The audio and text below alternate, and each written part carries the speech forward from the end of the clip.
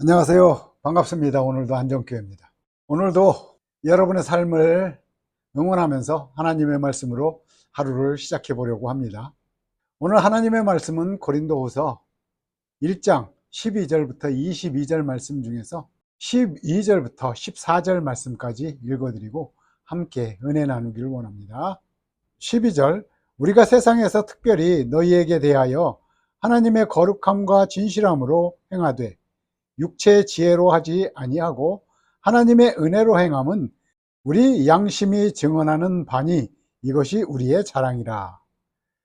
오직 너희가 읽고 아는 것 외에 우리가 다른 것을 쓰지 아니하노니 너희가 완전히 알기를 내가 바라는 것은 너희가 우리를 부분적으로 알았으나 우리 주 예수의 날에는 너희가 우리의 자랑이 되고 우리가 너희의 자랑이 되는 그것이라. 아멘. 오늘 말씀 중에는 자랑이라는 말이 나옵니다. 우리의 자랑이다, 너희의 자랑이다. 바울과 실로아노와 디모데는 하나님의 말씀을 따라서 살아가는 사도들입니다. 이들이 가장 행복해하고 즐거워하는 것이 자랑인데 그 자랑이 무엇인지 오늘 말씀 중에 나오고 있습니다.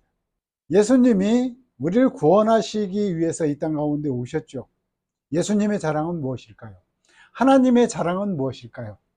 예수님의 자랑은 예수님으로부터 가르침을 받은 제자들의 삶을 봤을 때 예수님은 즐겁고 자랑스러울 것이라 생각이 듭니다. 역시 바울과 실로아노 디모데는 예수님으로부터 받았던 삶의 가르침이죠. 그것을 자랑스럽게 받았고 자랑스럽게 생각하기 때문에 그 자랑스러운 것을 또 자랑하고 싶을 거 아닙니까?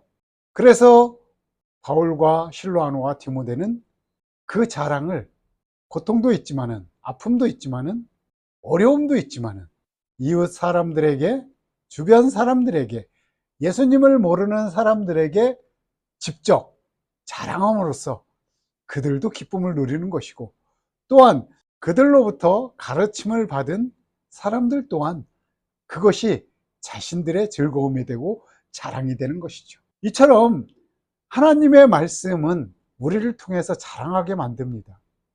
이처럼 하나님의 말씀은 우리 마음속에 들어와서 하나님의 말씀이 자랑스럽고요. 또한 그 자랑스러움이 기쁘고 즐겁기 때문에 그것을 세상 가운데 자랑스럽게 내놓을 수 있고 또한 우리 주변에 있는 사람들에게 가르침을 줄 수 있는 것이죠. 성경 말씀에는 계속해서 리더에 대해서 많이 나옵니다. 아브라함부터 시작해서 모세, 다윗, 그리고 12 제자들을 보면은 모두가 다 리더들입니다. 하나님의 말씀을 가르치는 리더들입니다. 요즘에 우리 교회들이 많이 있잖아요. 교회라고 하면 누가 먼저 제일 생각날까요? 목사님이 생각나시죠. 구약시대에 하나님을 따랐던 모든 리더들, 자신들의 고통과 아픔은 생각하지 않습니다. 오직 성도들, 백성들을 위해서 살아가는 리더들입니다. 예수님이 오시고 난 뒤에도 마찬가지 12 제자들로부터 시작해서 그들로부터 가르침을 받았던 모든 리더들은 역시 자신들의 안위보다 성도들, 백성들, 성도들을 더 위하고 그들을 위해서 힘썼던 것을 우리가 볼 수 있습니다. 그러나 요즘 교회들은 그렇지 않은 것 같아요. 사실 그것이 쉬운 것은 아니지만은 하나님의 말씀을 따르고 가르치는 사람들이라고 하면은 하나님의 말씀을 따라서 자랑하는 자가 되어야 되고 그것을 받은 성도들 또한 자랑하는 사람이 되어야 되는데 요즘의 세상 가운데 그리스도인들을 자랑스럽게 생각하는 사람들이 얼마나 있을까요? 작지만 우리부터 변했으면 좋겠습니다. 한번 세상 가운데 나가서 사는 것이 얼마나 힘든가 우리는 교회 안에서는 알지 못합니다. 세상에서 살았던 것을 숨기고 하는 경우들이 허다하게 많기 때문에 교회 안에서는 그런 것을 깨닫기 어렵습니다. 그러나 저는 세상 가운데서 살다 보니까 그런 것들을 너무나 많이 느끼게 되고 발견하게 됩니다. 제 스스로 부족함을 많이 느끼게 되고 다시금 또한 하나님의 말씀으로 회복해서 자랑스러운 사람이 되기 위해서 노력하기도 하지만은 어려울 때가 너무나 많이 있습니다. 여러분도 그러리라 믿습니다.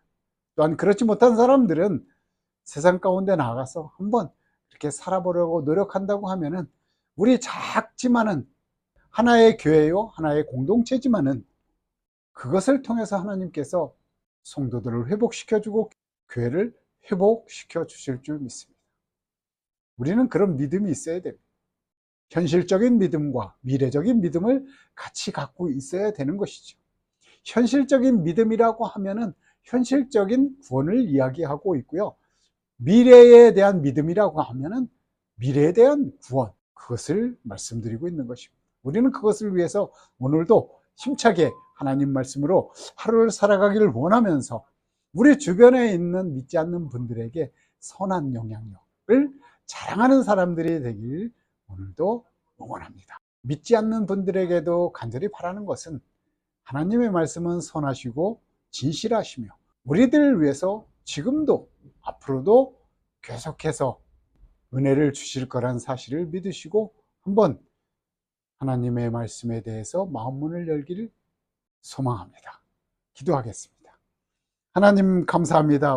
우리들의 힘으로는 자랑할 수 없지만은 성령 하나님께서 우리 가운데 오시면 하나님의 말씀이 우리 가운데 자랑이 되고 또한 그 말씀이 세상 가운데 자랑이 될 수 있도록 우리가 말과 행동으로 행할 줄 믿습니다.